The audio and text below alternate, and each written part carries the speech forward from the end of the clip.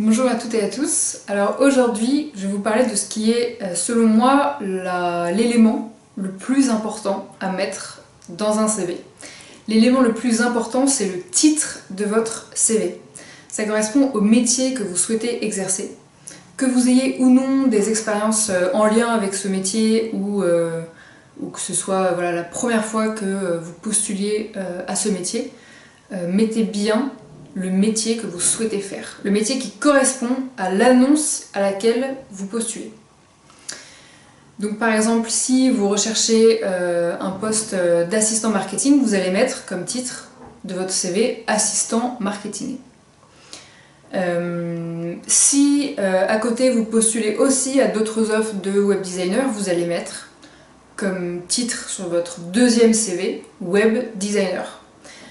Vous aurez autant de CV que les offres auxquelles vous allez postuler. C'est-à-dire que si le nom de métier change parce que les tâches sont pas tout à fait pareilles ou parce que le nom de métier n'est pas tout à fait le même d'une entreprise à une autre, et bien vous, il faut que vous adaptiez votre CV et votre titre aux annonces auxquelles vous postulez. Après, en dessous du titre, vous pouvez, si vous le souhaitez, mettre une phrase d'accroche. C'est pas obligatoire. Moi, c'était pas quelque chose que je trouvais fondamental dans les candidatures que je recevais quand j'étais recruteuse. Sauf certaines personnes qui mettaient des informations clés dans leur phrase d'accroche. Récemment, par exemple, j'ai eu une étudiante qui était en licence 3, donc en dernière année de licence, et qui m'a mis comme phrase d'accroche recherche d'une alternance pour le master.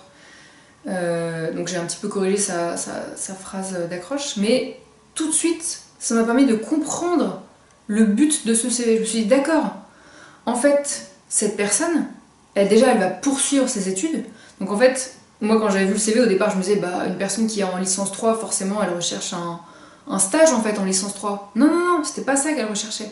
Donc là heureusement qu'il y avait la phrase d'accroche pour m'expliquer le but du CV.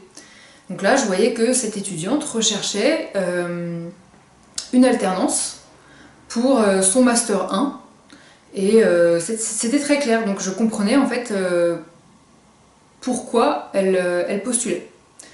Donc voilà, donc j'espère que c'est clair pour vous, que ça vous permettra de comprendre quel titre il faut mettre et si oui ou non vous avez envie de mettre une phrase d'accroche.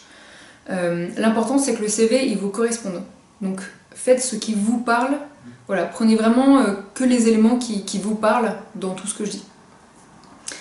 Petite information, n'hésitez pas à regarder dans la barre de description, je mets mon site en fait où vous pouvez trouver d'autres informations et où vous pourrez, si vous en avez envie, avoir recours à un suivi personnalisé si vous avez besoin d'aide directement.